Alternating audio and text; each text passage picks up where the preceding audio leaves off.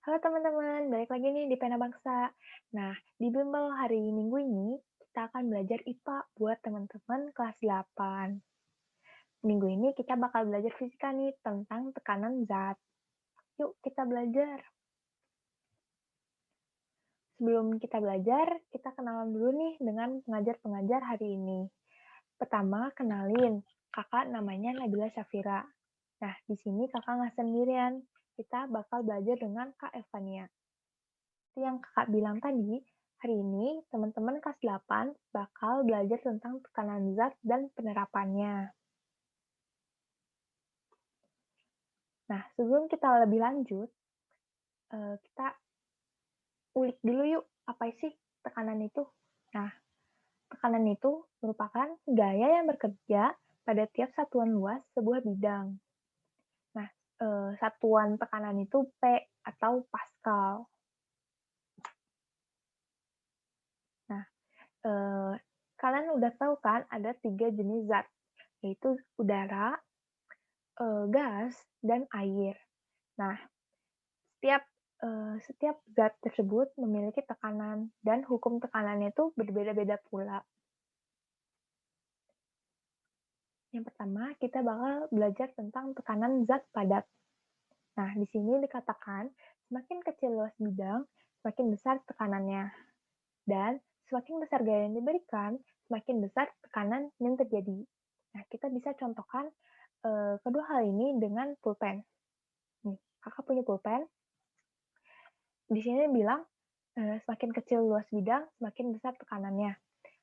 Kalian coba deh keluarin pulpennya, terus ngeliatin nih, ini yang pulpennya ya. Nah, si pulpen ini, kalau kita tusuk nih, tekan ke tangan kita, ini bakal terasa sakit kan? Nah, sedangkan kalau kita putar balik nih, ini yang pulpennya, ini yang ujungnya, yang nggak tajam. Nah, kalau kita yang tusuk yang bagian yang nggak tajam ke tangan kita, itu nggak kerasa sakit. Jadi sakitnya tuh pakai yang lancip ini. Nah, itu terjadi karena si semakin kecil luas bidang itu semakin besar tekanannya. Sedangkan di sini semakin besar gaya yang diberikan, semakin besar tekanan yang terjadi. Nah, kalian bayangin aja, kalau misalkan yang si ujung lancip ini, si ujung pulpen ini ditekan ke tangan kalian dengan keras banget gitu, kalian bisa aja berdarah. Sedangkan kalau yang biasa aja udah sakit, apalagi kalau keras banget. Nah, itu maksudnya. Nah, terus si tekanan zat padat ini punya rumus, yaitu P sama dengan F per A, di mana si P itu tekanan zat padatnya, terus si F-nya itu gaya atau Newton, terus A-nya itu luas permukaan atau meter persegi.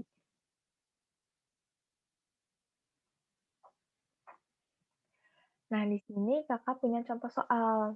Kalian pada nonton Ikatan Cinta nggak? Di sini katanya tuh Aldebaran mau masang foto pernikahan dengan Andin, si istrinya, di dinding ruang tamu rumahnya. Terus karena pengen masang nih di dinding, dia berarti perlu paku dan palu untuk ngelubangin dinding ruang tamunya nih. Kan ceritanya mau masang foto pernikahan. Nah, di sini dikatakan jika luas permukaan palunya adalah 25 cm persegi dan gaya yang dikeluarkan Aldebaran untuk memalu paku tersebut adalah 90 Newton, ditanyakan nih berapa sih tekanan diberikan palu pada paku tersebut biar nancap di dinding. Nah, balik lagi kita ulik lagi nih rumusnya apa aja. Rumusnya P sama dengan F per A. Terus karena udah dikasih tahu nih si gayanya sama si luas permukaannya, kita tinggal masukin aja angka-angka tersebut ke rumus. F-nya berapa sih? Si gayanya berapa? Nah, gayanya adalah 90 Newton nih. Gaya yang dikeluarkan Aldebaran, 90 Newton. Dibagi dengan luas permukaan palu, 25 cm persegi. Nah, Kak, kenapa ini jadi 0,25? Nah, teman-teman perhatikan lagi nih. Ini kan di sini 25 cm persegi.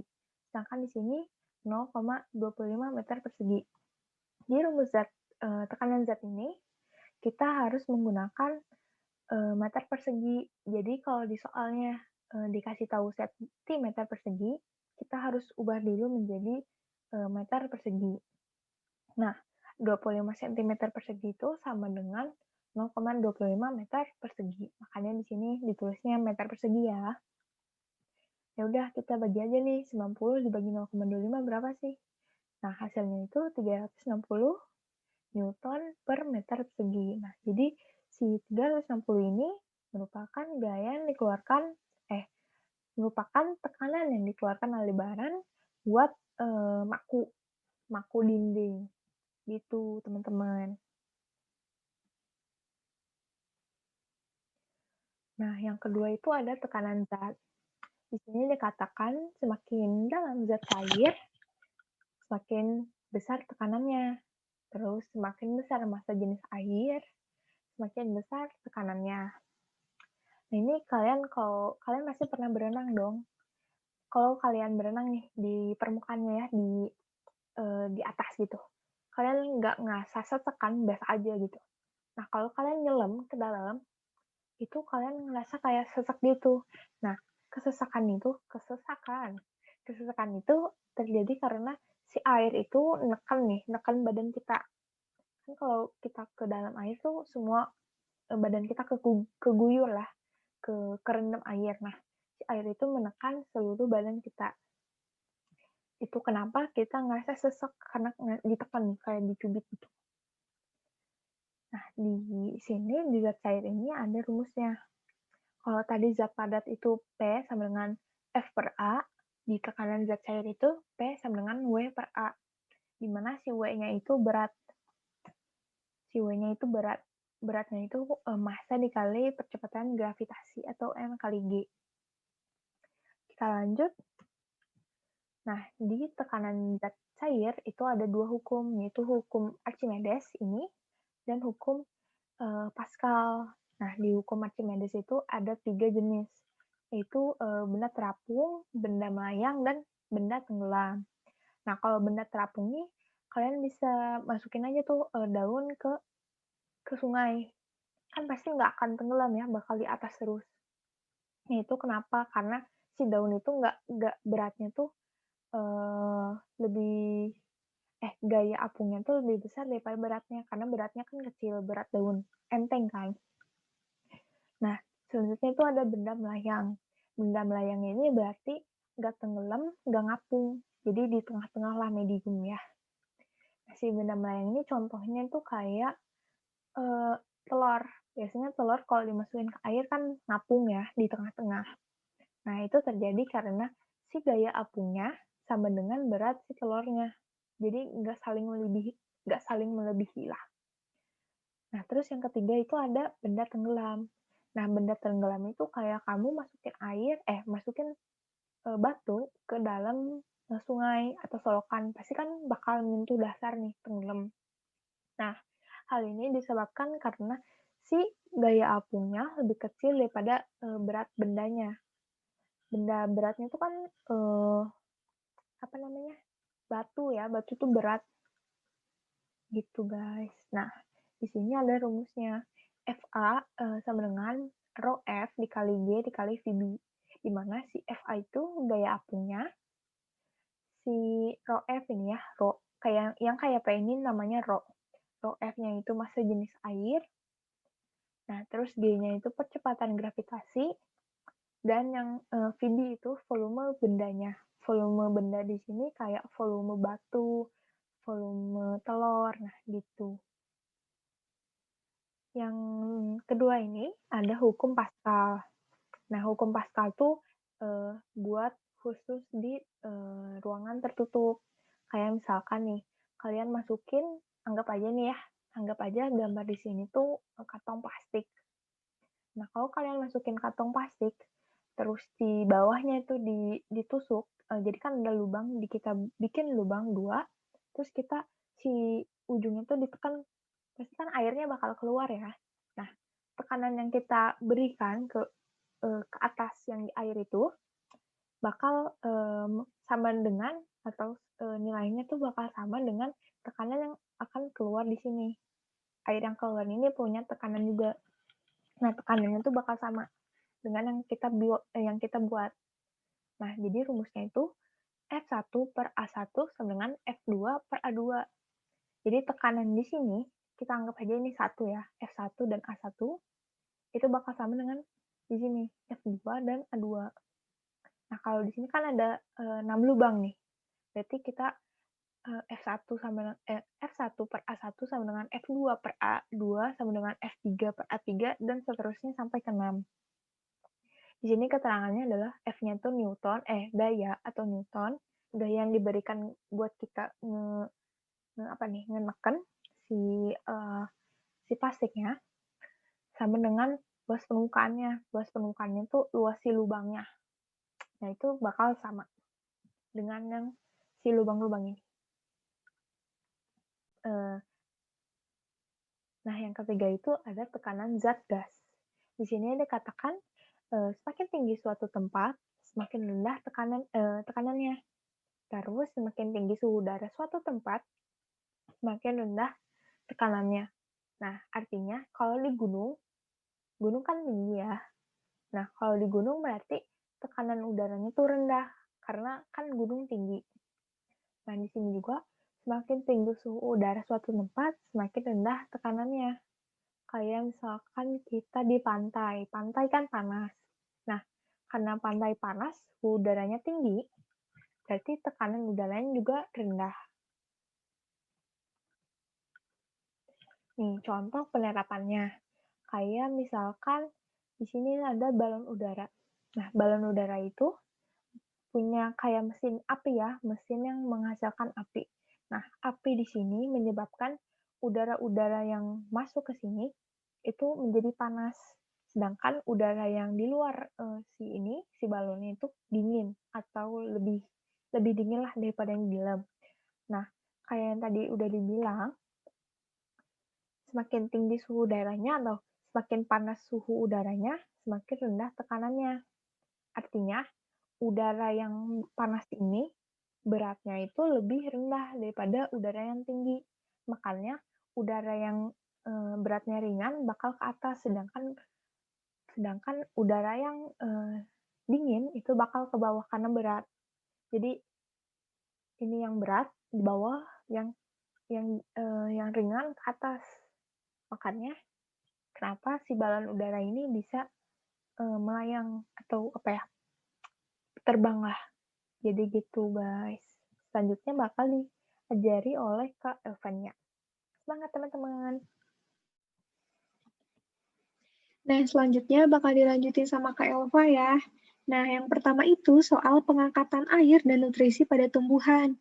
Pengangkutan air pada tumbuhan itu terjadi karena adanya jaringan xilem.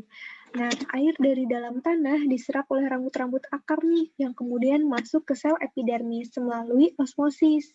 Selanjutnya, air menuju korteks seperti yang ada di gambar sampingnya, endodermis dan perisikkel. Kemudian, air menuju xilem akar, xilem batang, dan xilem daun nih. Nah, air dapat diangkut ke daun dan diedarkan ke seluruh tubuh tumbuhan. Karena apa? Karena adanya daya kapilaritas batang yang dipengaruhi oleh gaya kohesi dan adhesi. Nah, apa sih kohesi dan adhesi itu? Kohesi adalah kecenderungan molekul untuk berikatan dengan molekul lain yang sejenis. Sedangkan adhesi adalah kecenderungan molekul untuk berikatan dengan molekul lain yang tak sejenis. Nah, itu dia tadi bedanya antara gaya kohesi dan gaya adhesi. Nah, dengan gaya adhesi ini, molekul air berikatan lemah dengan dinding pembuluh. Dengan gaya kohesi, molekul air berikatan dengan molekul air lainnya. Nah, ini tuh menyebabkan tarik-menarik antar molekul air di sepanjang pembuluh xilem. Selain itu, penyebab naiknya air ke daun adalah karena daya hisap daun. Kayak gitu. Nah, selanjutnya adalah gambar di samping ini merupakan ilustrasi pengangkutan air dari akar menuju daun nih. Nah, Air itu dimanfaatkan dalam fotosintesis. Pasti adik-adik pernah dengar kan apa itu fotosintesis. Nah, di dalam daun, air itu mengalami penguapan atau yang biasa disebut transpirasi. Seperti yang digambar di samping ini. Nah, penggunaan air oleh daun akan menyebabkan terjadinya tarikan nih terhadap ari dalam silem sehingga air di dalam akar dapat naik ke daun. Kayak gitu. Selanjutnya, kalau yang sekarang ini merupakan ilustrasi pengangkutan hasil fotosintesis dari daun ke seluruh tubuh tumbuhan. Nah, semua bagian tumbuhan itu memerlukan nutrisi adik-adik. Nah, nutrisi tumbuhan itu berupa gula dan asam amino, hasil fotosintesis yang diedarkan oleh jaringan floem. Nah, pengangkutan hasil fotosintesis dimulai dari daun. Bisa sambil dilihat ya gambarnya. Dari daun menuju ke seluruh tubuh dengan bantuan sirkulasi air yang mengalir melalui silem dan floem. Nah, selanjutnya adalah tekanan darah pada sistem peredaran darah manusia. Jadi, tekanan pada pembuluh darah itu berprinsip kerjanya seperti hukum Pascal. Ketika jantung memompa darah, darah akan mendapatkan dorongan sehingga dapat mengalir melalui pembuluh darah. Kemudian akan memberikan dorongan pada pembuluh darah yang disebut tekanan darah. Nah, agar tekanan darah ini tetap terjaga, pembuluh darah harus penuh oleh darah. Jadi, kalau misalkan pembuluh darahnya kurang darah, nanti tekanan darahnya tuh nggak terjaga, kayak gitu. Nah, tekanan darah itu diukur menggunakan alat yang namanya sphygmomanometer atau tensimeter. Nah, tekanan darah diukur dalam pembuluh nadi atau arteri yang terdapat di lengan atas. Nah, tekanan darah orang normal itu sekitar 120/80. Nah, selanjutnya ini adalah cara pengukuran tekanan darah nih. Ini bisa dilihat sendiri ya. Nah, selanjutnya adalah tekanan gas pada proses pernafasan manusia. Nah, jadi di dalam paru-paru itu ada alveolus, di mana alveolus terjadi pertukaran gas antara oksigen dan karbon dioksida secara difusi. Apa sih itu difusi? Difusi itu merupakan perpindahan zat terlarut dari daerah berkonsentrasi dan bertekanan parsial tinggi ke daerah berkonsentrasi dan bertekanan parsial rendah. Setiap menit, paru-paru itu dapat menyerap sekitar 250 mili oksigen dan mengeluarkan sekitar 200 mili karbon dioksida. Nah, tekanan parsial adalah tekanan yang diberikan oleh gas tertentu dalam campuran gas, yaitu tekanan oksigen dan karbon dioksida yang terlarut dalam darah. Kayak gitu. Nah, ini ilustrasinya ya, teman-teman. Nah, ini tuh ilustrasi dari proses difusi gas pada pernapasan dan peredaran darah. Jadi, ketika darah memasuki kapiler alveoli, karbon dioksida dalam darah itu berdifusi tuh menuju alveoli dan oksigen dalam alveoli itu tuh berdifusi ke dalam darah. Akibatnya, parsial oksigen dalam darah itu naik dan parsial karbon dioksida turun. Selanjutnya, darah bakal berjalan menuju jantung, kemudian dipompa ke seluruh tubuh. Nah, ketika darah di jaringan tubuh, oksigen berdifusi menuju jaringan tubuh, kayak gitu. Nah, kandungan karbon dioksida dalam jaringan lebih besar dari kandungan jaringan dalam darah, sehingga karbon dioksida yang ada di dalam jaringan berdifusi ke dalam darah. Setelah melepas oksigen dan karbon dioksida dari jaringan darah kembali ke jantung dan dipompa lagi ke paru-paru. Jadi kayak gitu ilustrasinya. Nah, materinya cukup sekian. Mohon maaf kalau misalkan ada kekurangan. Kalau misalkan ada yang mau ditanyakan, boleh ditanyain ya teman-teman. Makasih.